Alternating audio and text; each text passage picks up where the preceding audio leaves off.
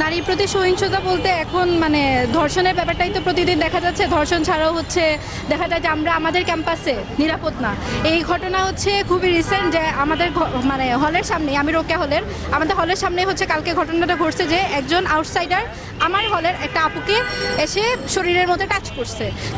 সে এই সাহসটা পায় থেকে, যেখানে ধর্ষণ নিয়ে প্রতিনিয়ত আন্দোলন হচ্ছে, সেখানে এই আন্দোলন চলাকালীন অবস্থায় একজন মানুষ দিনের বেলা কিভাবে একটা মেয়েকে টাচ করার সুযোগ পায়। তাছাড়াও দেখা যায় যে আমরা রাস্তার পাশ দিয়ে হেঁটে যাচ্ছি, লোকজন বাজে বাজে কমেন্ট করতেছে, এবং তারা আমাদের ক্যাম্পাসের না। অনেক সময় দেখা যায় যে ক্যাম্পাসে যারা বহিরাগত আছে, এই যে এখানে শুয়ে থাকে রাতের বেলা গাঁজা টাজা খায়া, তারাই হচ্ছে আমাদেরকে এই কথাগুলো বলার সুযোগ পায়। তারাই সাহসটা পাচ্ছে কেন? আমি চাই যে দেশের ধর্ষণ ব্যবস্থা সহ যত নারীর প্রতি সহিংসতা আছে সেই জিনিসগুলো তো বন্ধ হবে। প্লাস হচ্ছে আমাদের ক্যাম্পাসকে যেন নিরাপদ করা হয়, এটা আমার পার্সোনাল চাওয়া, যে আমাদের ক্যাম্পাসে যত এই মানে বিশৃঙ্খলা সৃষ্টি করছে যারা, তাদেরকে যেন যত দ্রুত সম্ভব তত দ্রুত ক্যাম্পাস থেকে অপসারণ করা হয়।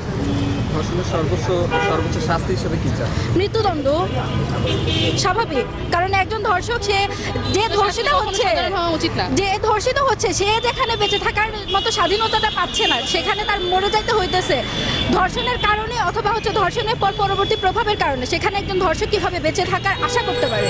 তার মানে আপনারা কি মনে করছেন যে মানে দেশের মানে ধর্ষণের সর্বোচ্চ বিচার হচ্ছে না? সর্বোচ্চ বিচার তো আমরা হইতে দেখি নাই। এখানে লাস্ট হচ্ছে মানে কোন ধর্ষক মানে মৃত্যুদণ্ড তার জন্য কার্যকর হয়েছে, এটার প্রমাণ দেখাইতে পারবেন?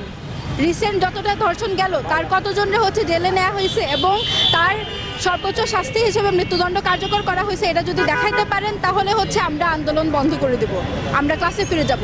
কিন্তু আমাদের যে দাবিটা সেটা আগে পূরণ করতে হবে।